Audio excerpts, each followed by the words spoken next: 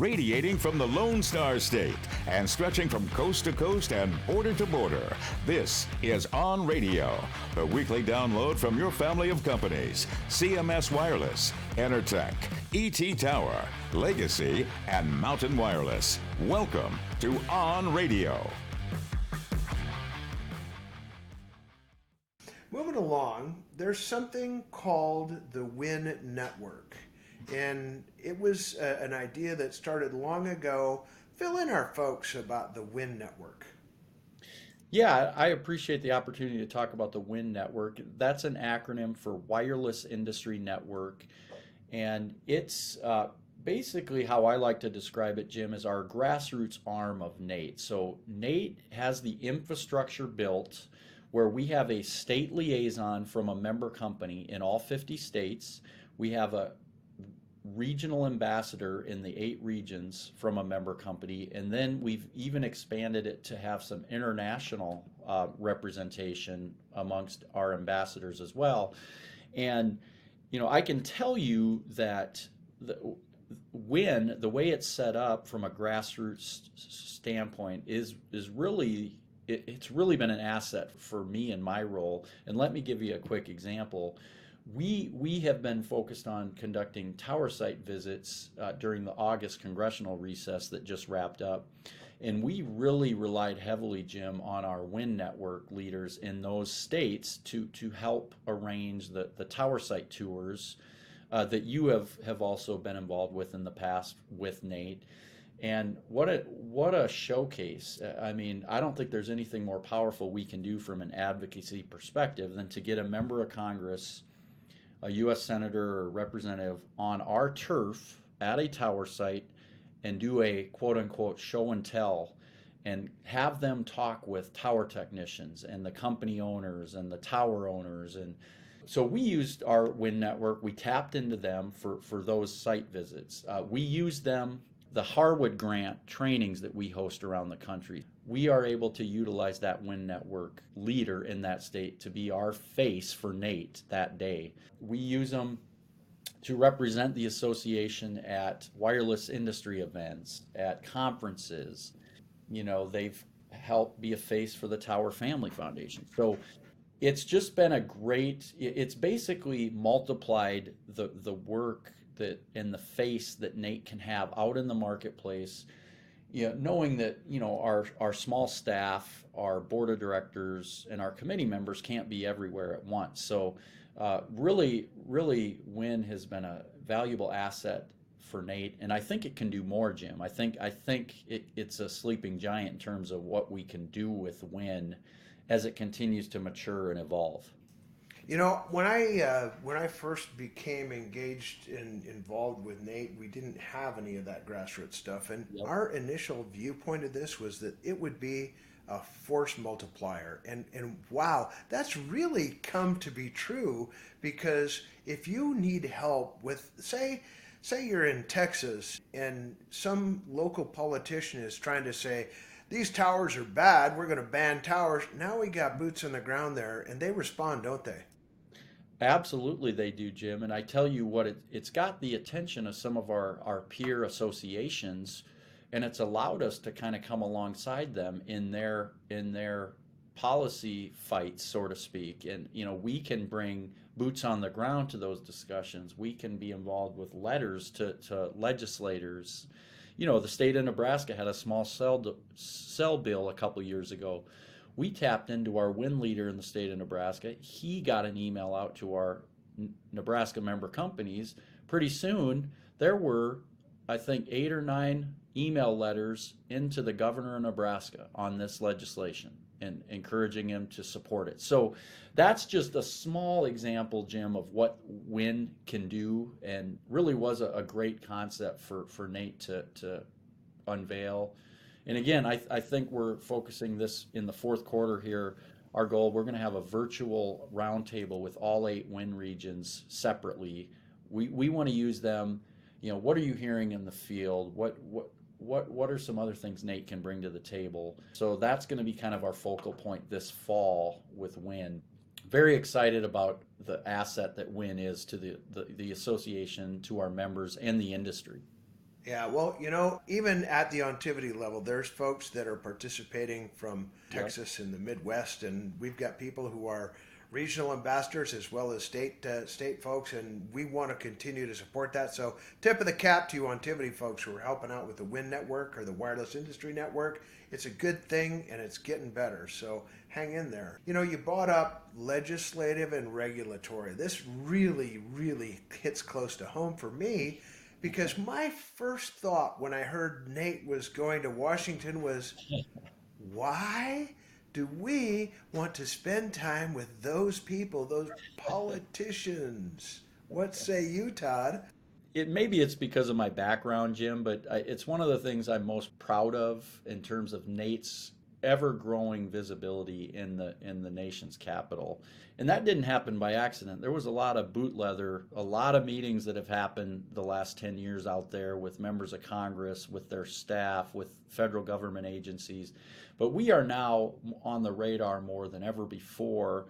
We've had opportunities to testify in Congress, you being the very first one ever representing our association and industry at a congressional hearing.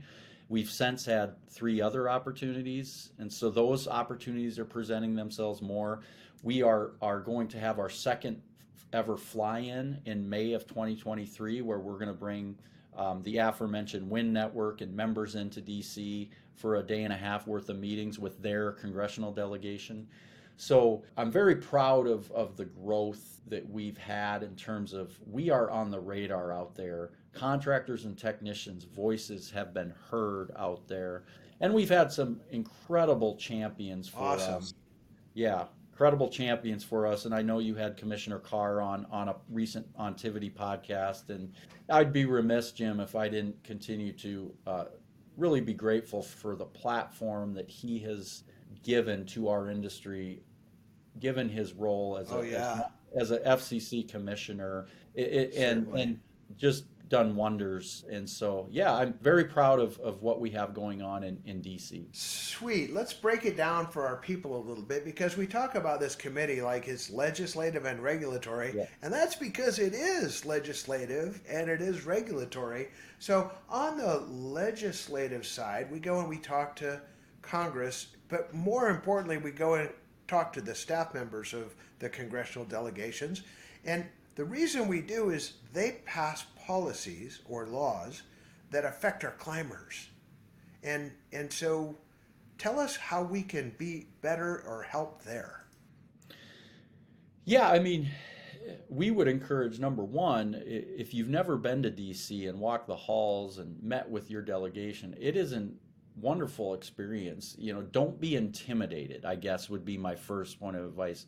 It's they need to hear from all of you as member companies, as employers, as employees in this industry, and they want to hear from you. And so, if you ever get a chance to go to DC, whether it's affiliated with a NATE event or not, do so because it's a great opportunity to share your story.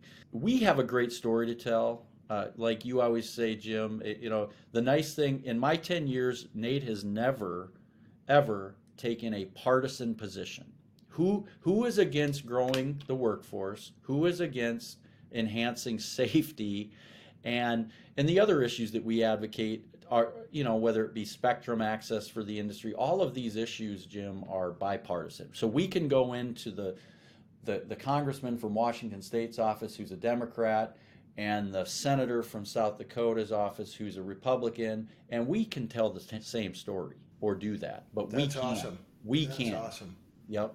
Yeah, and we do, and we We do, do. and I think it's really important that people understand that all politics is local, and we have competitors who actually, I've been told, are listening to this podcast, and I'm enlisting your help now too. Get to DC and tell the story of the tower climber who has needs that are only met if they pass good policies in DC. And so, speaking about DC again, I'm going to talk the other side of the house, which is the regulatory.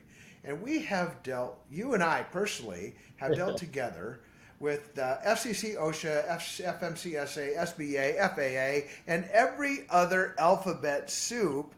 And these folks are just simply bureaucrats who are passing laws that affect our people, and we need to talk to them too, don't we? Absolutely, because I think the general public would be surprised that just because Congress doesn't act on legislation or doesn't pass a law, it doesn't mean that an agency can't pass a regulation that could have an adverse effect on your company. Or so we track that very close, and you just listed the many agencies that we have met with because they have jurisdiction over some portion of our industry and the work that our members do. And Small Business Administration, that's a big agency for Nate because an overwhelming majority of our members are in that small business classification. And the FAA, we're doing more and more work on the commercial drone. So we're meeting with them on a regular basis. And obviously the mainstays of the Department of Labor, OSHA and FCC, we're always meeting with them. But those are fun meetings. You have an opportunity to educate those folks on our industry, and I've learned a lot meeting with the federal government agencies that we have had the opportunity to visit with. And at Ontivity, we're going to continue to support all those efforts, not just in person, but actively through membership participation. And one of the things that really brings up is that when we do go to DC, it's important that our folks are present for this stuff. Because as you said, a lot of them are small businesses, but I would maintain that what is good for small business is actually good for business. And whether you're big or small, these folks, elected or unelected, they're affecting your climbers. So all politics is local, as we learned from good old Jim, and it has been a truism from the word get-go. And I'll never forget Don Doty, who said, at the end of the day, if you're not at the table, you're probably on the menu. And and that will go down in history as one of the great truisms of Washington, D.C. of all time. Isn't that right? Oh yeah, not a trip to DC goes by without somebody quoting Don, and so that kind of is our mantra when we go out there. And speaking of Don and some of the other giants of our industry, I talked about Bill. There's a lot of folks who are in our association who are so influential over time. I just want to give a tip of the cap to all the folks who've been in leadership, whether it be committee or board or chair or whatever role they played. I just want to say, official from Ontivity, thank you, because you paved the way for a lot of climbers. So Todd, where's Nate going from here? What do you got on? I mean, you did a cool movie and we were part of that, and you did a cool presentation. We're going to show that movie, Vertical Freedom, again in DC. But above and beyond, I mean, now you're a movie producer and all that kind of stuff. Where are we going from here? What cool things can we expect from Nate? That's a great question, Jim. And everything we do is a team effort, and that's our employees that we have, our board of directors, our volunteer standing committees. I don't think there's another trade association, especially in our industry, who gets as much volunteer sweat equity than we do at NATE. We get enormous contributions, and some of your listeners may not realize that we have board of directors and committee members, and all of this is volunteer. And the subject matter expertise that we have at our disposal is second to none. And so when I prefaced my remarks by mentioning that because the sky's really the limit for Nate. I mean, we've invested heavily, Jim, in workforce development initiatives. The Vertical Freedom movie you mentioned, that is going to be available starting November 1st on all the prominent video on demand platforms. We sold the rights to the movie, so you'll be able to rent it, and we'll get more information out as we get closer to November, but you'll be able to rent or purchase it on platforms like iTunes, Google Play, YouTube TV, movies, Apple Nice. TV Plus. So that's a key part because we're trying to break through our industry bubble to tell our industry's story, and until you can get it to the mainstream, you can't do that. And so that's a big piece. And so after the video on demand window, we're hoping to sell it to a streaming platform after that. So that's a big part of our workforce development initiatives. We are working with more and more community colleges, technical schools. Those schools can really be the front door to attract workers to our industry. And our workforce consultant, Dr. Gemma Frock, has done a great job of bringing more and more schools into the discussion phase. And we've had 3 schools in Ohio that are running with our Tower Tech 1 curriculum starting this fall. So that's a positive. And we're also on the workforce front, Jim. In the next month, we're going to be unveiling a Telecom Jobs Connect membership benefit. So it's a portal where the employers will be able to post jobs and the job seekers will be able to look for jobs. So we're trying to connect job seekers with NATE member companies through this portal. And it's a benefit only to members. So you'll be hearing more about that moving forward. But other than that, I can tell you from a safety perspective, we should hear back here within a few weeks on our Harwood grant application, but we're pretty bullish on our application. If we receive it, we'll be able to host electrical safety hazard training for telecom workers in 12 markets around the country in 2023. We're really excited about that topic. And then just more and more visibility. Our Women in NATE program, they've done a remarkable job. They're actually hosting, Jim, a leadership summit in Albuquerque, New Mexico here in September. They're bringing new faces, new perspectives, new volunteers into the fold, really being an asset to what we're doing with NATE. So those are just a few of the items. We engaged in a 5-year strategic planning exercise last year. So we're updating that here as we move forward. So we're looking ahead to the future, trying to manage growth in a responsible way that benefits our members.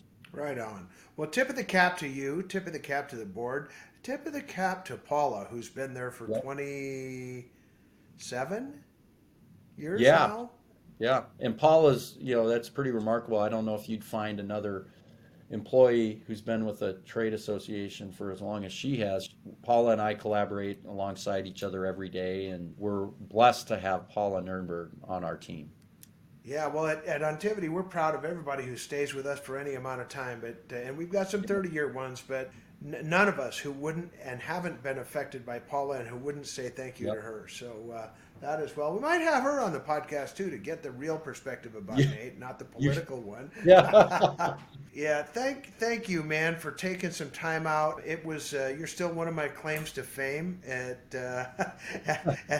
a long career, I was one of the guys who had a part in bringing Todd on board. Even a blind squirrel finds an acorn once in a while. But thank you for taking some time.